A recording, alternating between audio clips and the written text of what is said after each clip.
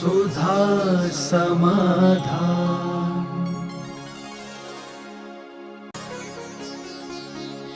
नमोस्तु गुरुदेव, एक सच्चे भक्त को पंच कल्याणक प्रतिष्ठा महोत्सव किस उद्देश्य से देखना चाहिए? आज प्रातः काल का जो प्रवचन था वो इसी आधार पर था, इसी रूप में था कि हमें उस शक्तियों को, निमित्त शक्तियों को पहचानना है। एक ही दृष्टिकोण नहीं हो सकता, अनेक दृष्टिकोण हैं, वो हमें निर्धारित करना है। हम जन्माभिषेक का जल को एक ही रूप से नहीं देख सकते। आपकी आवश्यकता क्या है? जो आवश्यकता है, क्या यह मूर्ति पूरी कर सकती है? जो आवश्यकता है, क्या यह पूजा से पूरी हो सकती है? क्या जो आवश्यकता है वो इसमें ऐसी निमित्त शक्ति विद्यमान है क्या? वो निर्णय अपने अपने समय पर कोई निर्धारित नहीं कर सकते। वो आपकी उपयोगिता के ऊपर आधारित है कि आप इस मूर्ति का क्या उपयोग करना चाहते हैं। क्योंकि मूर्ति में अनंत दृष्टिकोण होते हैं, अनंत शक्तियाँ होती हैं।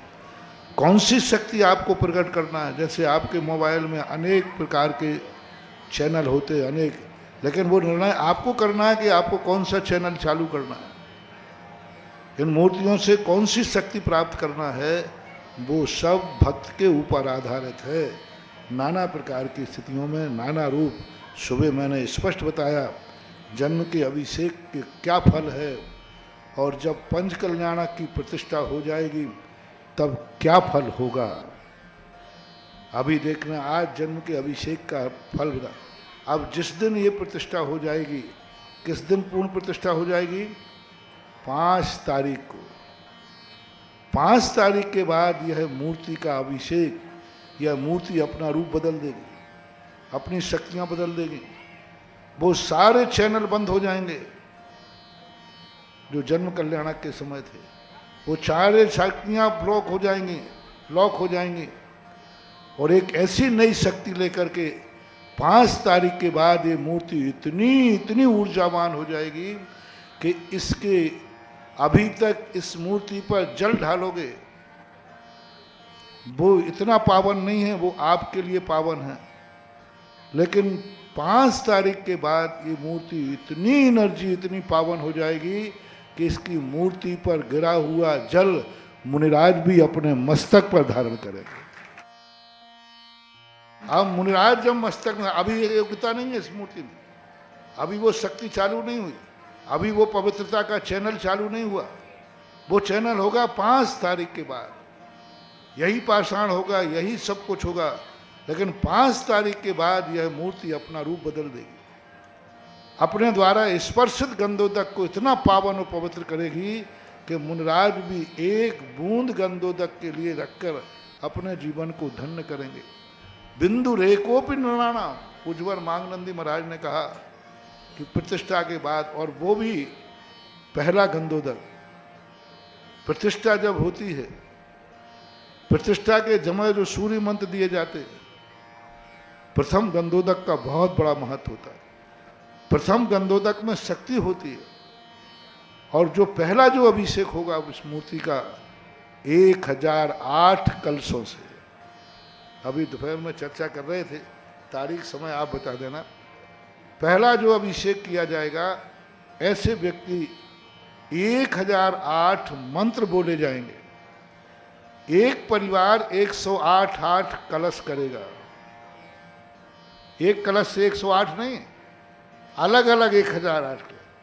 जैसे सौधर्म 1008 कलशों से अलग अलग अभिषेक करता है, ऐसा ही 1008 कलशों से एक परिवार का व्यक्ति, हाँ कोई एक ही व्यक्ति आ जाए 1008 कलश करने वाला, 3 घंटे लगेंगे ताकत हो तो। हाँ किया है एक बार, 1008 कलश एक परिवार ने अकेले किए थे। पूरे 1008 माला लेकर के बैठे था, और पूरे एक परिवार ने 1008 कलश किए थे। 3 घंटे तक निरंतर उसका परिवार कलश करता गया, 1008 कलश, और 1008 मंत्र बोले गए। बहुत बड़ी बात। लेकिन 1008 कलश नहीं कर पाए तो कम से कम एक परिवार यहाँ 108 कलश करे, और 108 अलग अलग मंत्र होंगे, एक मंत्र नहीं। हर कलश का एक मंत्र होगा। जैसे आपने प्रश्न किया ना कि हम क्या क्या करना चाहिए, हर कलश का अलग मंत्र होगा, हर कलश की अलग शक्ति होगी, हर कलश की अलग एनर्जी होगी, हर कलश अपने आप में अलग अलग शक्ति लिए रहेगा। पहले कलश के ढालने में जो पुण्य का बंध होगा वो दूसरे में नहीं, दूसरे में अलग क्वालिटी होगी, तीसरे में अलग क्वालिटी होगी। यानी 108 प्रकार है, तो 108 प्रकार के कलश ढलते समय उस गंधोदक में 108 प्रकार की शक्तियां अर्जित होंगी। 108 1008 करेगा, उस गंधोदक में 1008 शक्तियां प्रकट होंगी, एक एक कलश की एक शक्ति। और जब 1008 कलश ढल जाएंगे पूरे और वो गंधोदक लोगे आप, तो 1008 शक्तियों से संपन्न होगा। मूर्ति वही है, लेकिन कलश ढालते समय जो मंत्र बोला जाएगा उस मंत्र से उस कलश के, उस गंधोदक की शक्ति बढ़ जाएगी। यह चमत्कार, यह अतिशय आपका 5 तारीख बाद, 7 को रख रहे, 7 तारीख के प्रातः काल का गंधोदक लेना मत भूलना। सारे जगत से मेरा कहना है, 7 तारीख के प्रातः काल 1008 कलशों से अलग अलग मंत्र के द्वारा होगा। जब पूरे 1008 कलश ढल जाए, उस गंधोदक को आप अपने घर ले जाना, आप खुद लगाना। और एक परिवार 108 कलश करने का, 1008 का यदि कोई करे तो हमारी तरफ से तो छूट है, करे तो करे, और नहीं करे तो जो लोग करने के समर्थ हैं वे कम से कम 108 कलश करने का संकल्प करें।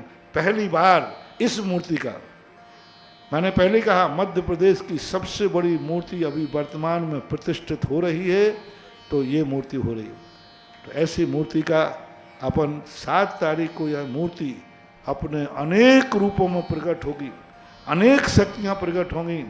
निर्णय आपको करना है कि आपको इस मूर्ति से कौन सी शक्ति चाहिए है।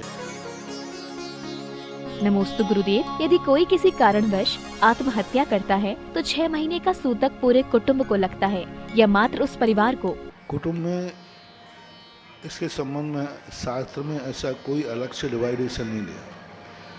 उदयपुर के अंदर एक बहुत बड़ी समाज की इस बात पर एक मीटिंग हुई थी, पूरी समाज बैठी थी, सब बहुत 2-4-500 लोग होंगे, मैं भी वहाँ था। उसमें सब में बैठकर एक सहमति व्यक्त की गई कि जिनका चूल्हा अलग है, व्यापार अलग है, फिर भी कुटुंब है, तो उनको तो 13 दिन का लगेगा। जिनका चूल्हा एक है और व्यापार एक है, उनको 6 महीने का सूतक लगेगा। ये निर्णय, एक ही चूल्हे पर एक ही परिवार में रोटी खाते हैं तो 6 महीने, और अलग है चूल्हा और व्यापार तो फिर कुटुंब होकर के 13 दिन का। नमोस्तु गुरुदेव। ऐसा देखा गया है कि जिस भी क्षेत्र पर आप जाते हैं वहाँ अतिशय घटित होने लगते हैं, तो क्या स्थान भी अतिशयकारी होने के लिए आप जैसे महान संतों की प्रतीक्षा करते हैं? मैं तो कोई अतिशय करता नहीं, लेकिन बस मेरे में एक शक्ति जरूर है कि मैं अतिशयों को पहचान जाता हूँ। मैं कोई मूर्ति में एनर्जी देता नहीं हूँ, लेकिन इतना वैद्य जरूर हूँ कि मूर्ति को छूते ही मूर्ति की एनर्जी शक्ति पता कर लेता हूँ। मैं कोई चमत्कार कर सकूं भगवान के अंदर, ऐसी औकात मेरे में नहीं है, लेकिन भगवान में चमत्कार क्या है, क्या शक्ति है, इसको पहचानने की ताकत जरूर बुद्धि है। इसलिए भगवान का जो अपने आप में जो अतिशय है, प्रभावना है, वो उस प्रभावना के कारण से ही साधु संत सबका यहाँ स्थिति बन जाती है। यदि पिछली बार इस मंदिर को बनाने का संकल्प आप लोग न करते तो हम यहाँ दोबारा आने वाले नहीं थे, और ये पंचकणक भी नहीं होता। जो एक छोटा सा झोपड़ी थी और उसका देखो लाख, ये लोग भी ऐसे ही नहीं, ये रेफर्ड केस है, रेफर्ड केस। पूरी ताकत लगाई इन लोगों ने, जबलपुर के लोग थे, ये सब लोग थे, इन्होंने उस जिनालय को इतने थेकड़े लगाए, इतने उपाय किए पानी रोकने के, लेकिन वो नर्मदा का पानी नीचे से बढ़कर ऊपर से टपकता था, वो पानी नहीं रोक पाए। जब सारे उपाय कर लिए पानी नहीं रुका, तब इन्होंने मेरे सामने समर्पण किया था। पहले नहीं, पहले तो इन्होंने सोचा कि नहीं मैं तो इसी थैगड़े को लगाता रहूँगा। और इतना सदोष मंदिर बना हुआ था, चारों तरफ से पिलर थे, भगवान का अग्निमुख था। ये मंदिर अग्निमुखी थी। अभी देख रहे हो ना, मंदिर को टेढ़ा बनाना पड़ा।